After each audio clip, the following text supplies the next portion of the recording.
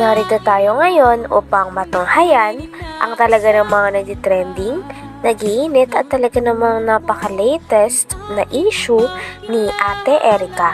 Sa pagpapatuloy nga ng ating istorya ay nung pumunta si Kalingap Val Santos Matubang sa bahay dati nila Ate Erica, ay nakausap niya nga ang tita nito, ang lolo nito at ang lola niya. At dito nga nilabas ng hinaindi ng kanyang tita na talagang simula daw nagkapera sila Ate Erica ay nagbago na daw ang kanyang ugali. Dati kasi nung wala pa silang pera ay damay-damay at sama-sama daw silang magpapamilya. Ngunit ngayon ay bigla na lang daw nilang iniwan ang kanyang pamilya at hindi na kinakamusta. Nagtampo rin naman po kami kaunti sa kanila kasi po nung time po na 50-50 na rin po yan si mama eh. Swerte na lang po at nabuhay pa. Nung bagong taon na agaw-agaw na rin po yan, eh, nagtampo rin po ako sa kanila kasi nakuha pa po nila kasing maghanda nung bagong taon, magpakasaya. Sa halip na kami nasa ospital yung time na yun. Talagang hindi naman baga po sa Kuya Val, grabe, nasabon mo ako dun na naiingit. Naiingit ka malay ko. Hindi po kuya, hindi ako naiingit. Ang ano ko lang po talaga yung kagaya po nung dati nung wala pa silang mga pera, yung damay-damay kami. Yung tulong-tulong kami pag ang Dati okay sila, no? Na maganda yung relasyon nyo. Eh ngayon po kasi kung parang nagkapera, iba na. Opo, yun po yung isinasama ko lang din po ng loob sa kanila. Dapat di sila nagbago. Kung sakali mang Dagdag pa ng tita ni Ate Erica ay sinabi niya nga na napaka-fake news daw ng mga kumakalat na balita na sinusustentuhan pa daw ni Ate Erica ang kanyang lolo at lola, pati na rin ang kanyang pamilya na naiwan. Sapagkat ang sa katotohanan daw ay talagang hindi na nga daw sila pinapansin at hindi na nga sila kinakausap o kinakamusta man lang ni Ate Erica. Hindi rin totoo na buwan-buwan ay nakakakuha daw sila ng sustento galing kay Ate Erica.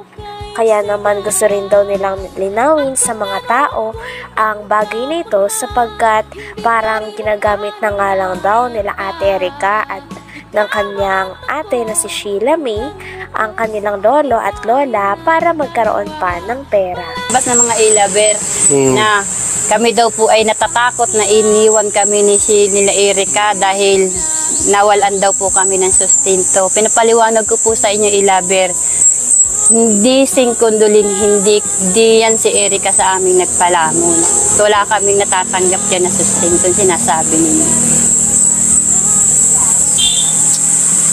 sa akin lang, halimbawa talagang desididong umalis sa Kalinga, sana isinama kayo sa pag-alis para matulungan kayo. Hindi ko na sabi nga daw, bon-bon binibigyan. Yan nga po yung masakit. Pula pala. Yan po yung gusto nilang palabasin na umano po yung lolo na naman nila. Gagawin na naman po nilang patanginan yung lolo nila para sumikat na naman sila. Para maniwala na naman po ang tao. Nung umpisa po, nagamit yung lolo.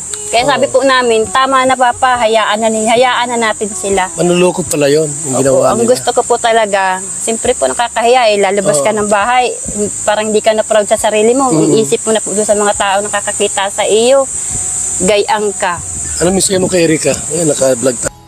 Sabi naman ng tita ni Ate Erica ay kung may masasabi din daw siya kay Ate Erica, ay mabait naman daw ito at talagang tumutulong naman sapagkat talagang kilala naman nila ito simula pagkabata. Ngunit ang problema nga lang ay nadala daw talaga si Ate Erica sa ugali ng kanyang ate na si Sheila May.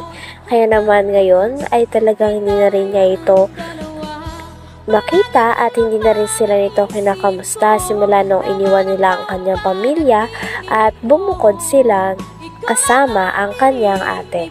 Sabi naman ni Kuya Val Santos Matubang ay may balak daw siya na papuntahin si Erica at si Sheila May at pagharap-harapin kasama ang lolo at lola pati na rin ang tita nito na marami. Umano po yung lolo na naman nila. Gagawin na naman po nilang patanginan yung lolo nila para sumikat na naman sila.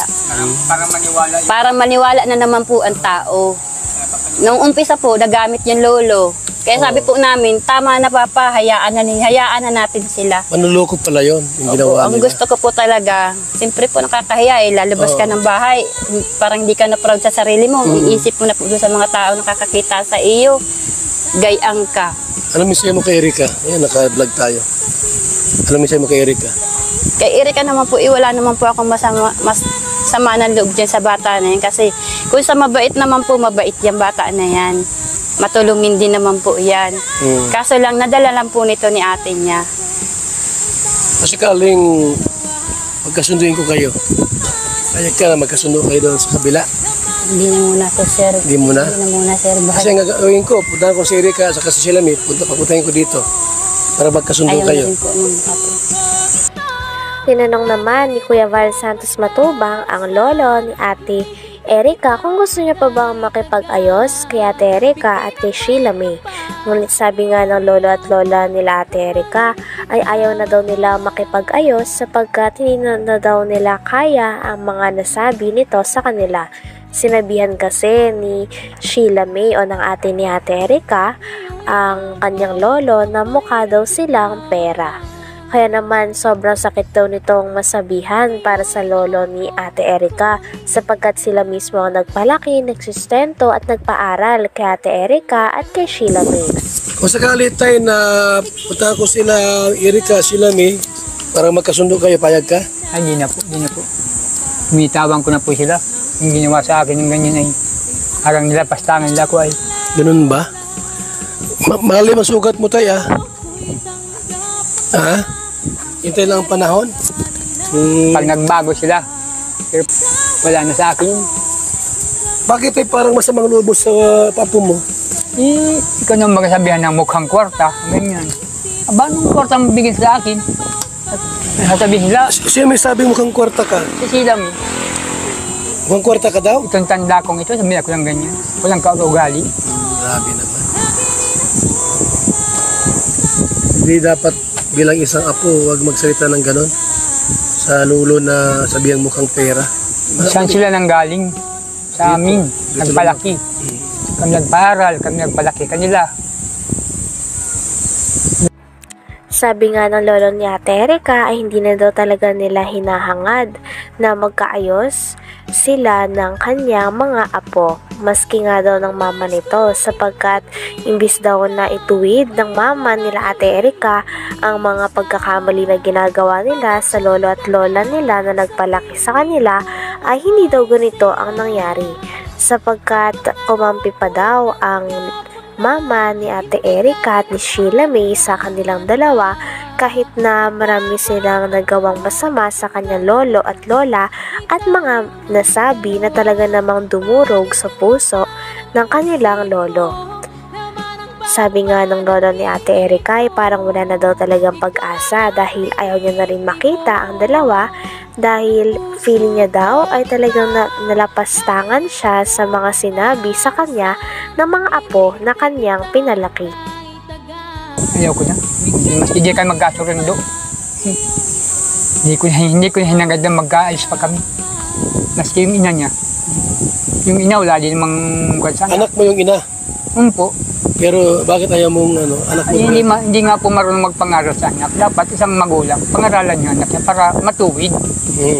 Matuwid yung mga anak nila. Eh wala. Kampi pa. Kampi pa. Kampi pa dun sa anak. Nagpiagsisiraan pa nga yung nanay niya. Yan daw ay talagang naghahambog lang. Magkasakit. Bakit ganun sila? Ay, awan ko dun. Hindi ko alam. Ha? Ilabe. Ay, lovers, gumagawa ng kasinungalingan yung iba. Kaya- Yung Ima Torres po ang laging araw-araw ni Sheila May kausap. Ima Ima Torres. Torres. Ima Torres. Lagi yung kausap nila. Yung namumuno po sa Ilabe. Parehas po sila ng Sheila. Tamang panggawa ng kwento. Puro paninira. Pangkalkal. Hanggang dito na lamang muna ang ating napaka-latest at napakainit na issue ni Ate Erica. Maraming salamat sa inyong panonood.